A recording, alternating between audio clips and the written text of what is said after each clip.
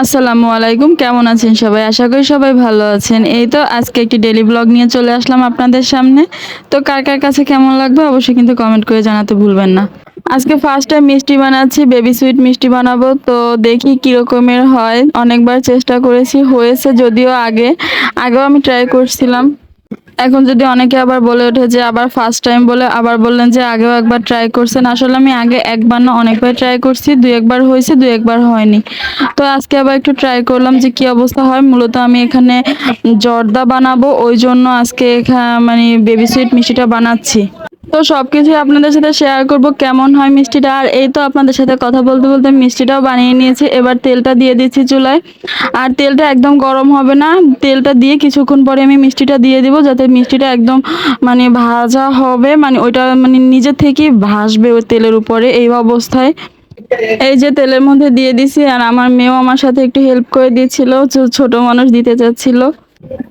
আসলে আমার মাঝে মাঝে অনেক কিছুই বানাতে ইচ্ছে করে, কিন্তু মাঝে মাঝে কিছুই ভালো লাগে না। তো আর এই যে মিষ্টিগুলো আমি একদম কালো করে ভেজে নিব, আর এরপরে চিনি শিরাটা বানাবো। আর এখানে আমি মিষ্টি তোলার জন্য যে আমার চামচটা ছিল ওটা আমি হারিয়ে ফেলছি না ভেঙে গেছে নিজেও জানি না, কারণ আমি কাজের সময় কোনো জিনিসও ঠিকভাবে খুঁজে পাই না। আর আমার মেয়ে তো আমার সব কাজের জিনিস তার খুব বেশি দরকার হয়। যাই হোক, আমি অন্য একটা চামচ দিয়ে নিয়ে নিয়েছিলাম। আর চিনি শিরাটা অফ ক্যামেরায় বানিয়ে নিয়েছি, আর এখান থেকে স্কিপ্ট হয়ে গেছিল যে মিষ্টিটা যখন দিয়েছি। তো ফাইনালি এই যে আমার মিষ্টির অবস্থা। আর এটা ছিল রাত্রের ভিডিও, আর এইটা হচ্ছে সকালের ভিডিও। সকালবেলা আমি জর্দা রান্নার জন্য চুলায় পানি বসাই দিছিলাম, পানির মধ্যে একটু জর্দার রং দিয়ে দিছি, আর চালটা 80% সিদ্ধ করে নিছিলাম।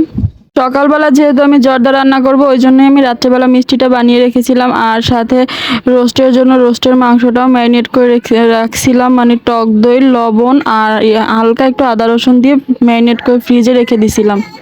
এখানে রোস্টের জন্য আমি পেঁয়াজটা ভালো করে ব্রেস্তা করে নিয়েছি, সাথে একটু মরিচের গুঁড়া, একটু লবণ আর টক দই, সাথে আদা রসুনের পেস্ট, আর রোস্টের মশলাটা দিয়ে খুব ভালোভাবে কষিয়ে একদম তেল বের করে নিব, যাতে মানে রোস্টের মানে কোনো গন্ধ না থাকে।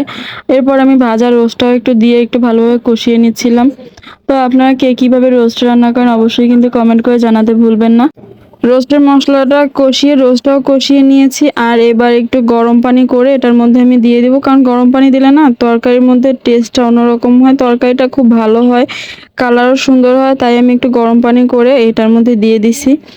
আর উপর থেকে আমি কিছুটা কাঁচামরিচ আর পেঁয়াজ ব্রেস্তা ছিল করা, এটাই দিয়ে দিয়ে একদম ভালোভাবে একটু নাড়া দিয়ে ঢেকে রেখে দিব, যাতে এটা ভালোভাবে সিদ্ধ হয়, এর টেস্টটাও একটু ভালো আসে। আর এই পাশে আমি কিছুটা চিংড়ি মাছ নিয়ে নিয়েছিলাম ভুনা করার জন্য। তো ওই চিংড়ি মাছটা একটু কষিয়ে ভালো করে ভেজে নিচ্ছিলাম, কারণ চিংড়ি মাছটা একজনের জন্য করা হয়েছিল, আর রোস্টটা সবার জন্য করা হয়েছিল। তো ফাইনালি এই যে আমার রান্নাবান্না। আর আমি অফ ক্যামেরায় ডিমের কোরমা করছিলাম, যেহেতু আপনাদের ভাই একবার বলে গেছিল আমার। আল্লাহ হাফেজ, সবাই ভালো থাকবে।